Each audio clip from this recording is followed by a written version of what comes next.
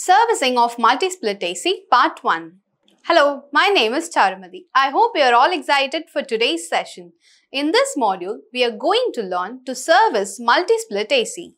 At the end of this exercise, you will be able to identify electrical components of multi-split AC, service and install the multi-split AC.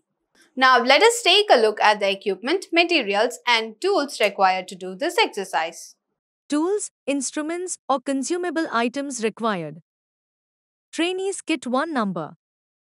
Double-ended spanner 14 mm, 15 mm, 16 mm, 17 mm, 19 mm 1 number. 1x4 valve key 1 number. Pipe cutter 1 number. Flaring tool set 1 number. Drilling machine 1 number. Air blower 1 number. Pressure gauge 1 number. Compound gauge 1 number. A split AC system 1 number. Multimeter 1 number. Vacuum cleaner 1 number. Anemometer 1 number. Wire brush 1 number. Fin comb 1 number. Test lamp 1 number. Screwdriver 1 set. Tester 1 number. Cutting plier 1 number. Nose plier 1 number. Wire stripper 1 number. Equipment required. Multi-split AC 1 number. Materials or components required. 1x4 union connection 1 number. 1x4 copper tube 5 feet. Cotton waste as required.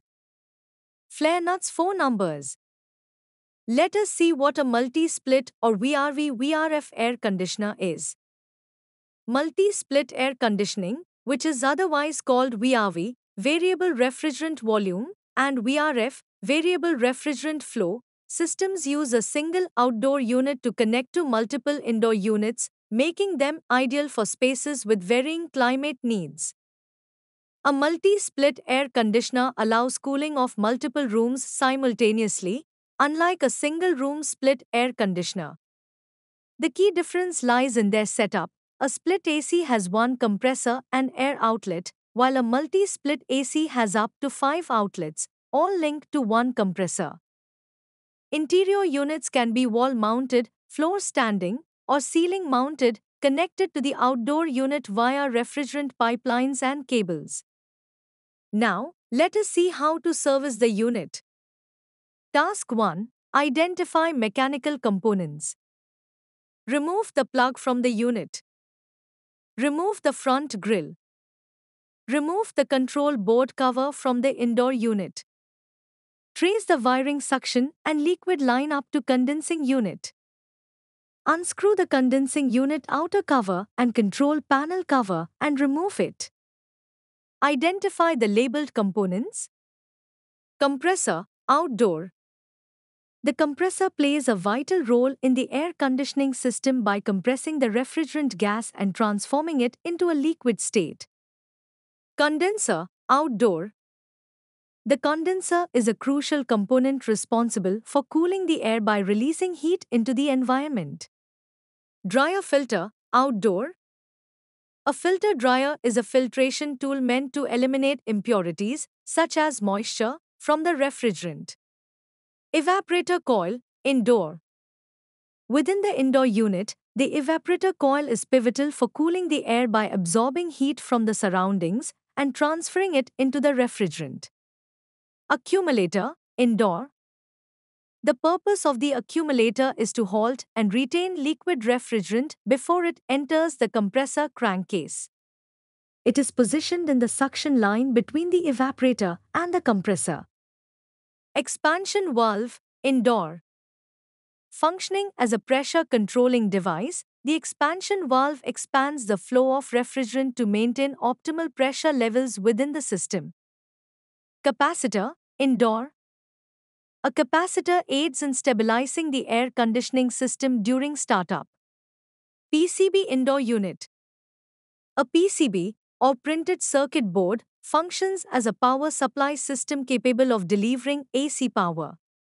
Its main role is to transform the AC voltage received from your wall outlet into DC voltage usable by your various devices and appliances. Air blower, indoor. The air blower, akin to a fan, is instrumental in distributing cool air throughout the room, thus ensuring the efficient operation of the entire air conditioning system.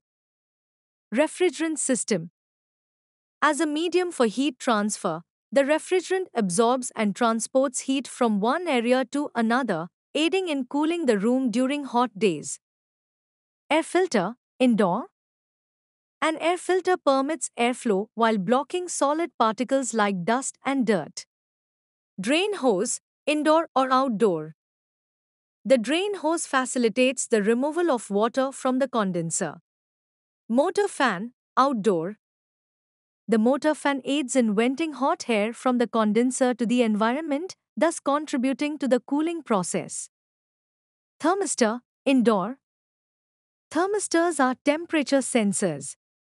In air conditioning, it is used to enable users to regulate room temperature according to their preferences.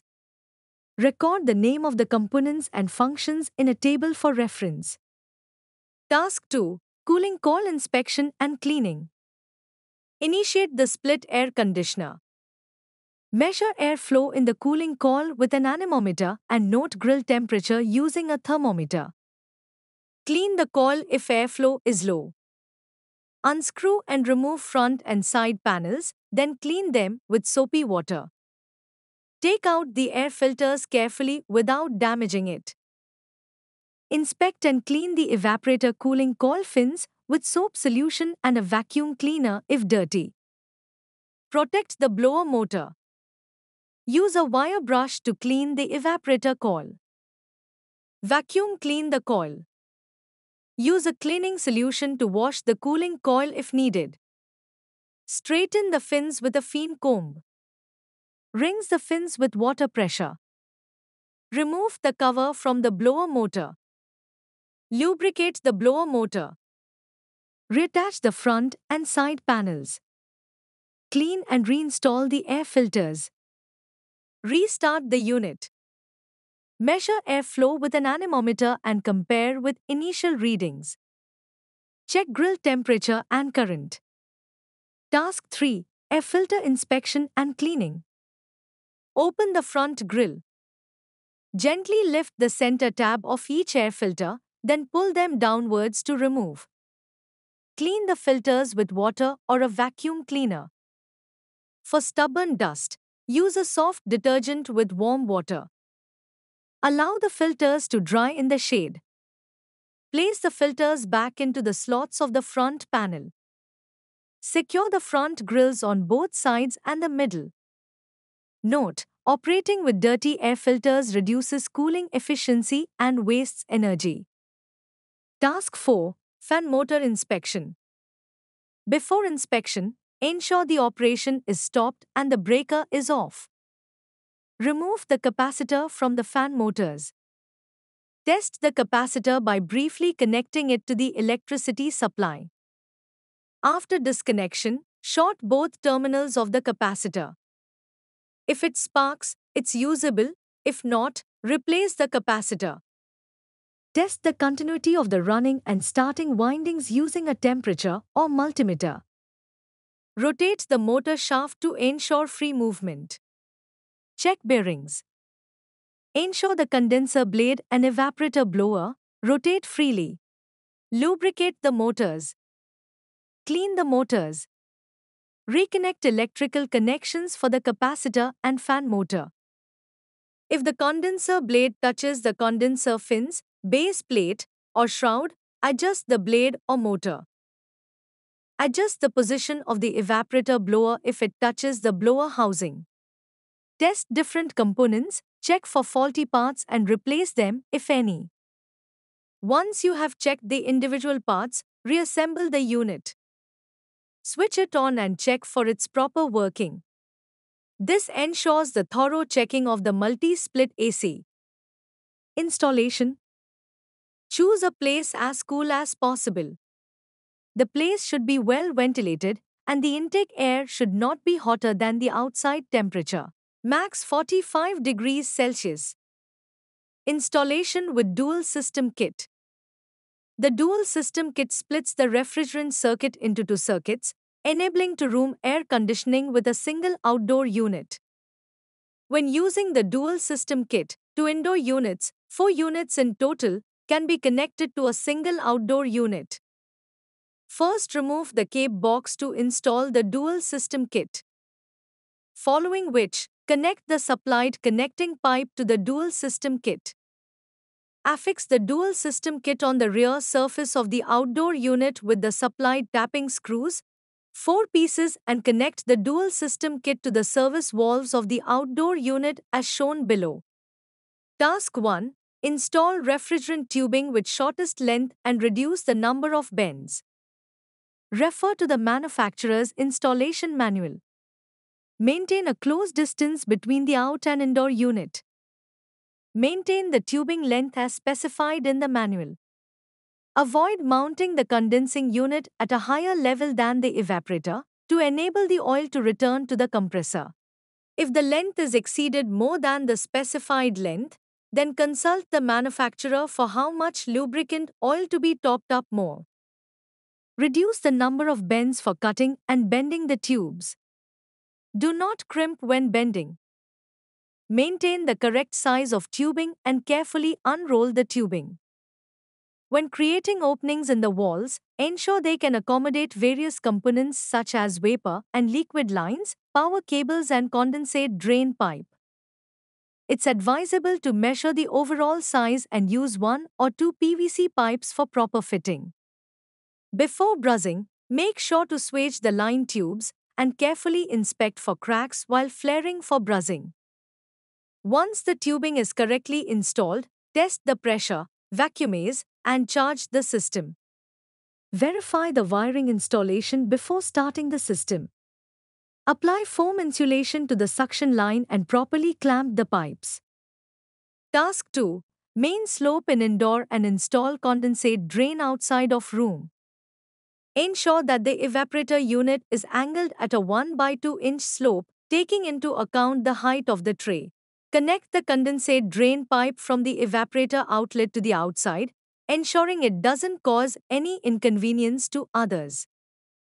Opt for rigid PVC pipe for drainage. If transparent flexible PVC pipe is used, ensure there are no punctures in the tubing. Secure the pipe in place using pipe clamps. Once installed, switch on the unit and let it run to check its performance. We have come to the end of the exercise. Let us have a recap on what we have learned in this module. Thus, we have learned to identify electrical components and installation of multi-split AC. Hope you have a clear understanding of this. Do this exercise with the help of your instructor. Thank you all. See you in the next video.